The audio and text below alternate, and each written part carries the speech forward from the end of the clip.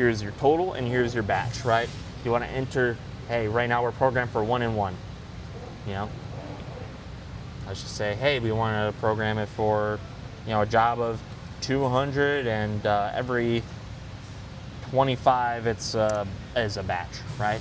You know, if you run a couple and then you notice an issue, they're out of spec, you fix that issue, you can hit the reset button and it will change these totals and batches to 0. Yep. Right? You'll get an average parts per hour, so that's kind of good for just more metrics, like, hey, how fast are we going? Are we meeting our standard? Like, you know, hey, I need this job done. Do I need to speed it up? Yeah. No, right, exactly. And then at the end, you know, if you notice, hey, if there's, typically you won't see on this machine, it's more like, you know, if a bad terminal or something like that, CR22, you know, it has the exact same feature, right? Is for the remake, it's like, oh, hey, this one's out of spec. Just click that. Boom, you can request one in or make one more at the end without counting and making a whole new, you know, yeah. Once you hit that reset, it will also, if you hit the reset here, it will also reset that. Yep. And then you have your there's 3 different modes that you can be in. You can be in your step-by-step, your single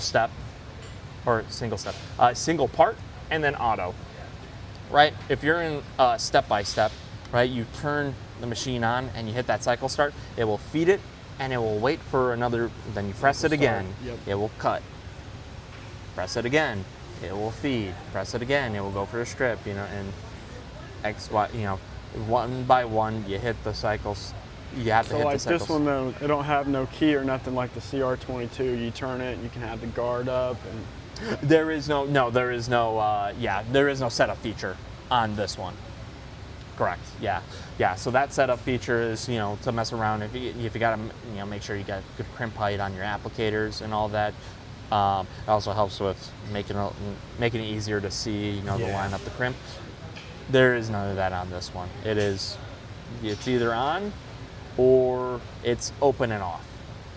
And like I said, that's why, hey, mention it to maintenance if you're ever able to turn it on and fit your hand underneath, or turn it on with the guard up, or scrap drawer open, or anything like that, you know? So yeah, that's just the step-by-step, you know, step-by-step mode. Then if you go into single, if I hit the cycle start in single, it will first do a 0 cut, and then the next time you press it, it will do 1 full part. It will feed it, cut, strip, both sides, part. You know, it's a good way to double check, okay, am I making a full part? Because there have been times, and I've seen it on both machines, where it's step-by-step, yeah, there's that human delay of like how fast we can press the button compared to how fast the machine is just going to do A, B, C, D, you know, just like that, right? So there can actually, you can get a good part in step-by-step, but then suddenly you're not getting a good part in single or in auto for that reason. You have to figure out, okay, what's going on and why am I not getting a good part, you know? So the way that I always like to set up a part is set it up in step-by-step. Okay, looks good there. Go to single, make 1 full. Okay, that looks good. Now let's go to auto, right? And again, there's speed.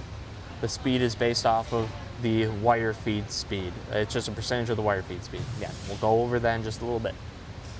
But that feed also helps with the quality of strip you're going to get. Correct. And overall length, as you know. Right, exactly. So the slower you go, you typically, it takes longer to make that part, but if there might be some, especially in terms of like, I don't know if you guys run any Teflon or anything like that, slow it down, because that's a very sticky insulation, tough to strip, right?